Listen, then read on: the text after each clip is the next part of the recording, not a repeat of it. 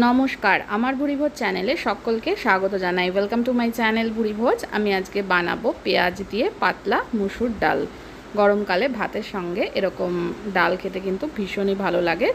প্রথমে ডালটা একটা পাত্রে নিয়ে এটাকে ভালো করে জল দিয়ে 3-4 বার ধুয়ে পরিষ্কার করে নিতে হবে। ডালে কিন্তু অনেক ময়লা থাকে, কেমিক্যালস থাকে, তো খুব ভালো করে ডালটা ধুয়ে নেওয়া খুবই জরুরি। এইভাবে হাত দিয়ে কষলে আমি ডালটা ভালো করে পরিষ্কার করে ধুয়ে নেব। ধোয়া হয়ে গেলে পরিষ্কার জল দিয়ে ডালটা সেদ্ধ করতে বসিয়ে দেবো। ডাল সেদ্ধ করার সময় এর মধ্যে দিয়ে দেব নুন। এবার যখন ডালটা ফুটে উঠবে ভালো করে, উপর দিয়ে এরকম যে ফেনাগুলো উঠবে সেগুলো হাতার সাহায্যে তুলে তুলে ফেলে দেবো। তাতে করে ডালটা খেতেও ভালো হবে। এইভাবে আমি ডালটাকে সেদ্ধ করে নেব। একটু পাতলা হবে ডালটা, একদম ঘন টাইপের কিন্তু হবে না। এই ডালটা বেশি ঘন খেতে ভালো লাগে না, তাই জলের পরিমাণটা একটু বেশি দিতে হবে।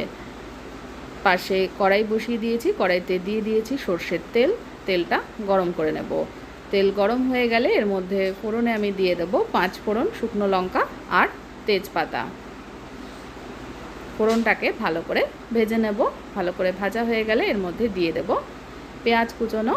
2 মিডিয়াম সাইজের পেঁয়াজ কুচিয়ে নিয়েছি, চেরা কাঁচা লঙ্কা নিয়েছি, একই সাথে সমস্ত কিছু কড়াইতে দিয়ে দেব। দিয়ে এটাকে ভালো করে ভেজে নিতে হবে।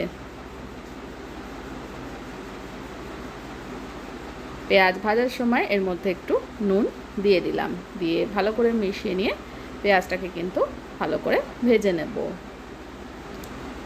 এখানে 5-6টা চেরা কাঁচা লঙ্কা দিয়েছি।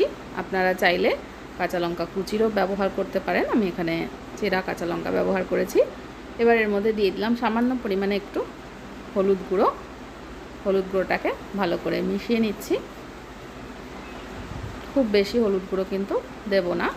হলুদ গুঁড়ো দিয়ে মিশিয়ে পেঁয়াজটাকে কিন্তু ভালো করে ভেজে নিয়েছি। ভাজা হয়ে গেলে পেঁয়াজ এর কালার চেঞ্জ হলে এর মধ্যে এবার সেদ্ধ করে রাখা ডালটা দিয়ে দেব। প্রথমে 2 হাতা ডাল দিয়ে ভালো করে মিশিয়ে নিচ্ছি। এবার বাকি ডালটা ঢেলে দেব। ডাল ঢালা হয়ে গেলে পরে আমি ডালটাকে আরও 2-3 মিনিট মতন ফুটিয়ে নেব।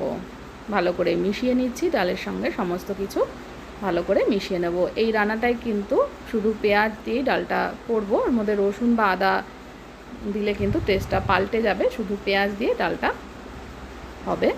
এবার শেষে এর মধ্যে সামান্য একটু চিনি দিয়ে দিলাম। চিনিটা ভালো করে মিশিয়ে নিলেই কিন্তু পেঁয়াজ দিয়ে পাতলা মুসুর ডাল খাওয়ার জন্য একদম রেডি হয়ে যাবে। রেসিপিটা দেখার জন্য সকলকে অনেক অনেক ধন্যবাদ।